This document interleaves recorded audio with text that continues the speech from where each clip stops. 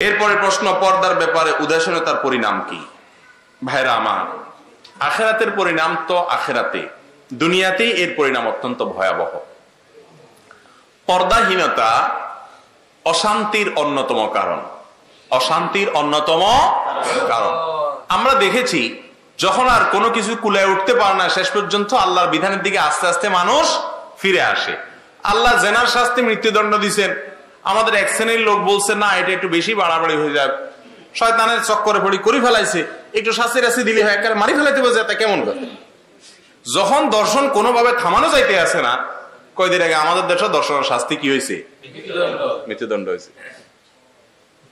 একটা কথা আছে, বাংলা গাদা পানি খায় গোলাই খায়। তো আল্লাহ মৃত্যুদণ্ড কইছে, হেঁটে এটা অমানবিক হয়ে গেছে, অন্য জায়গার মতো আছে।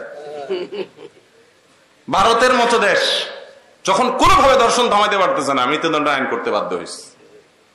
ভারতের কোন কোন রাজ্যে আপনার মেয়েদের পোশাকের ক্ষেত্রে ড্রেস কোড দিয়ে দিছে যে টাইট পোশাক পরা যাবে না, এটা পরা যাবে না, সেটা পরা যাবে না, কারণ বুঝছে যে সমাধান আল্লাহ যেটা বলছে ওখানে, অন্য কোন জায়গায় নাই।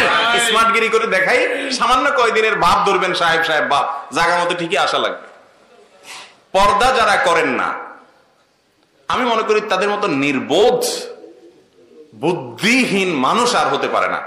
আপনি আপনার পরিবারের লোকদের যদি পর্দার ব্যাপারে সচেতন না হন, আপনার স্ত্রী বোন যখন পর্দাহীন ভাবে বাহিরে যায়, আজকাল লক্ষ্মীপুর নোয়াখালী এই সমস্ত এলাকাতে মহিলারা বোরকা বেশিরভাগ পরে, কিন্তু বোরকাগুলোর যে হাব ভাব, বোরকার উর্ফেদি যে আপনার কি কয় ডিজাইন, এই ডিজাইন ঢাকার জন্য আরেকটা বোরকার দরকার, ঠিক না? ঠিক, যে চাকচিক্য এটা ঢাকতে হলে আরেকটা বোরকা করার দরকার।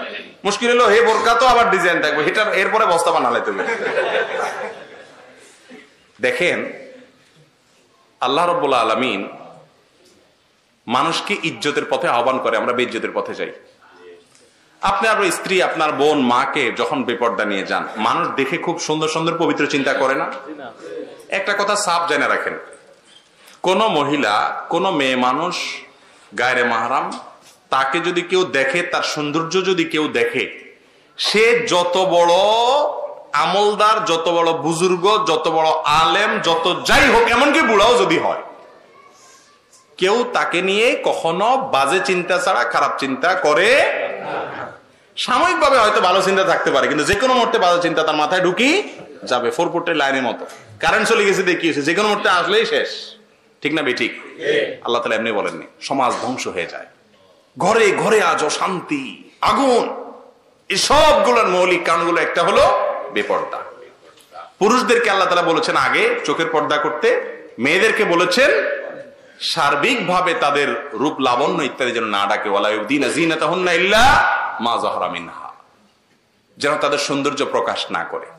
ভাইরা আমার, অনেকে বলে এটাতে নারীদের অধিকার ক্ষুণ্ণ হয়, তারা বোরকা পরে থাকে, তাদের অস্বাস্থ্যকর, এটা কষ্টকর, কেমনে এটা সম্ভব নি, করোনায় দেখাইছে সম্ভব না অসম্ভব, ঠিক না? ঠিক। আরে বাপরে বাপ, শুধু বোরকা নেই, শুধু প্লাস্টিক নেই, আপনার মাস্ক একটা পরে কি M95 মাস্ক অরিজিনাল যেটা, এটা পরলে তো আপনি নিঃশ্বাস বন্ধের মতো অবস্থা।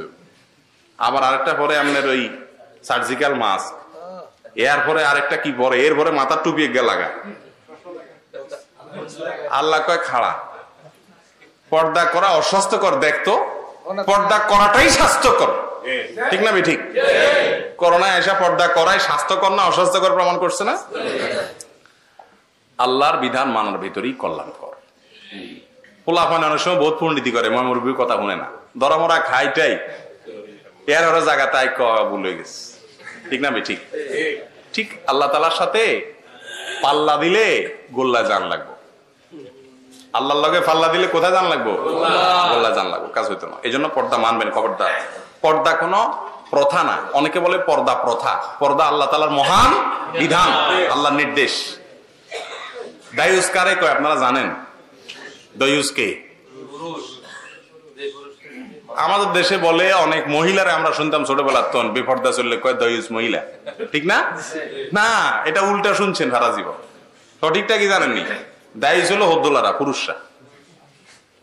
হাদিসে আসছে আল্লাযী ইউকিরু ফি আহলিহি আল খাবাস, ওই পুরুষ দায়ুস, ওই ব্যক্তি দায়ুস